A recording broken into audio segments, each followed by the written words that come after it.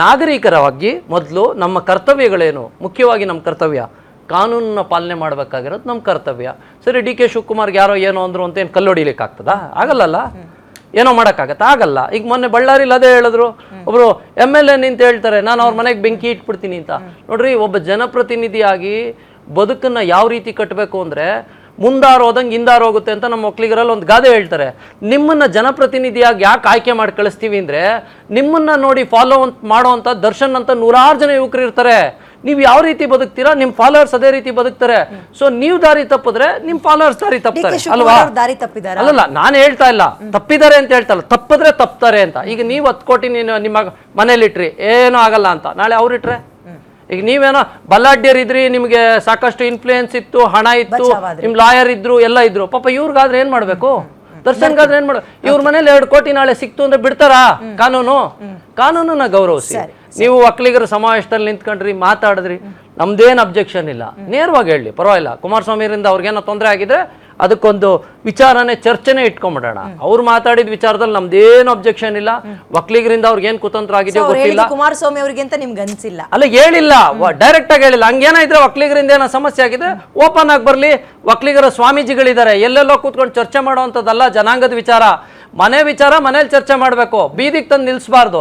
ಸ್ವಾಮೀಜಿಗಳಿದ್ದಾರೆ, ಕೂರ್ಸಿ. ನಮ್ಮ ಜನಾಂಗದ ಸ್ವಾಮೀಜಿಗಳಿದ್ದಾರೆ. ಜನಾಂಗದ ಯುವಕರಿಗೆ ನೀವೇನು ಸಂದೇಶ ಕೊಡ್ಬೇಕೋ ಕೊಟ್ಟಿದ್ದೀರಾ. ಅದನ್ನ ನೀವು ಮಾಧ್ಯಮದವರೆಗೂ ತರುವಂಥದ್ದು ನನಗೂ ಸಖ್ಯ ಅನಿಸ್ತಾ ಇಲ್ಲ.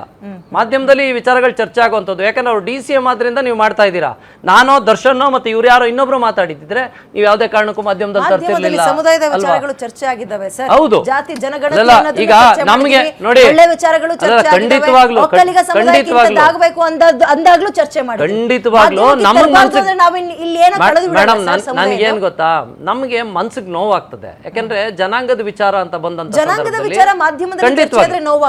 ಅಲ್ಲಲ್ಲ, ಈ ತರ ಮಾತಾಡಿದಾಗ ಯಾರೋ ಶಕುನಿ ಕೆಲಸ ಮಾಡಿದ್ರು. ಈಗ ನೋಡಿ, ಇಲ್ಲಿ ಇವ್ರು ಯಾವ ರೀತಿ ಹೇಳಿದ್ರು ಅಂದ್ರೆ ಶಕುನಿ ಕೆಲಸ ಮಾಡ್ಲಿಲ್ಲ ಡಿ ಕೆ ಶಿವಕುಮಾರ್ ಅವರು ಅಂತಂದ್ರು. ಯಾರು ಕೇಳಿದ್ರು ಶಕುನಿ ಕೆಲಸ ಮಾಡಿದ್ರಾ ಅಂತ?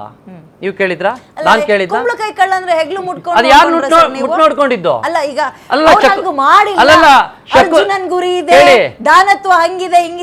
ಅಲ್ಲಲ್ಲ, ಶಕುನಿ ಕೆಲಸ ಮಾಡಿಲ್ಲ ಅಂತಂದ್ರಲ್ಲ, ಯಾರು ಕುಂಬಳಕಾಯಿ ಮತ್ತೆ ಯಾರ್ದು ಎಗ್ಲು ಅಂತ ನೀವೇ ಹೇಳಿ. ನಾನು ಹೇಳ್ತಾ ಇಲ್ಲ.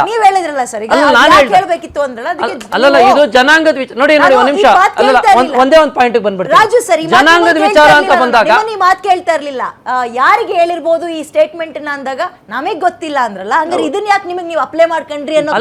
ನಾನ್ ನಮ್ಗೆ ಅಪ್ಲೈ ಮಾಡ್ಕೊತಾ ಇಲ್ಲ, ಜನಾಂಗಕ್ಕೆ ಅಪ್ಲೈ ಮಾಡ್ತಾ ಇದ್ದೀನಿ. ಅವ್ರು ಹೇಳ್ತಾ ಇರೋದು ಜನಾಂಗದ ಕಾರ್ಯಕ್ರಮದಲ್ಲಿ ನಿಂತು ಸ್ಟೇಟ್ಮೆಂಟ್ ಮಾಡಿರೋದು. ತುಂಬಾ ಖುಷಿ ಆಗ್ತಾ ಇದೆ. ಯಾಕೆಂದ್ರೆ ಇವತ್ತು ಎಷ್ಟೋ ಜನ ಮಹಿಳೆಯರು ಹೇಳ್ತಾ ಇದ್ರು, ನನಗೆ PCOD ಪ್ರಾಬ್ಲಮ್ ಇತ್ತು ಸರ್, ಥೈರಾಯ್ಡ್ ಪ್ರಾಬ್ಲಮ್ ಇತ್ತು ಸರ್, ಆರಾಮಾಗಿ ನಾನು ಸಣ್ಣ ಆದೆ ಸರ್, ತುಂಬ ಥ್ಯಾಂಕ್ ಯು ಅಂತ ಎಷ್ಟೋ ಜನ ಹೇಳ್ತಾ ಇದ್ರು. ನಿಮಗೆ PCOD ಪ್ರಾಬ್ಲಮ್ ಇರಲಿ, ಥೈರಾಯ್ಡ್ ಪ್ರಾಬ್ಲಮ್ ಇರಲಿ, 100% ನೀವು ಸಣ್ಣ ಆಗಬೇಕು, ಆರೋಗ್ಯದಲ್ಲೂ ಸಮೇತ ತುಂಬ ಚೇತರಿಕೆ ಆಗಬೇಕು ಅಂದರೆ ಪ್ರತಿದಿನ ನಮ್ಮ ಜೀನಿ ಸ್ಲಿಮ್ನ ಯೂಸ್ ಮಾಡಿ.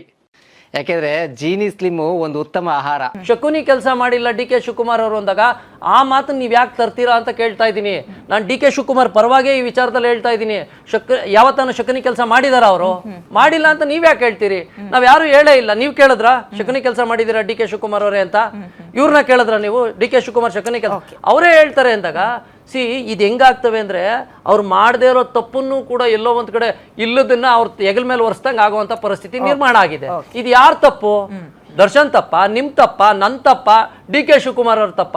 ಯಾರ ತಪ್ಪು ಅನ್ನೋದು ನೀವೇ ಸಮರ್ಥಿಸ್ಕೊಳ್ಳಿ, ನಾನು ಹೇಳೋದು ಬೇಡ. ಬರ್ತೀನಿ ಫಸ್ಟ್ ಓಪನಿಂಗ್ ಕಾಮೆಂಟ್. ದಿಲೀಪ್ ಅವರೇ, ನಿಮ್ಗೆ ಏನ್ ಅನ್ಸುತ್ತೆ, ಯಾರಿಗೆ ಹೇಳಿರ್ಬೋದು ಅಂತ ಬಂದಾಗ ಪ್ರಶ್ನೆ?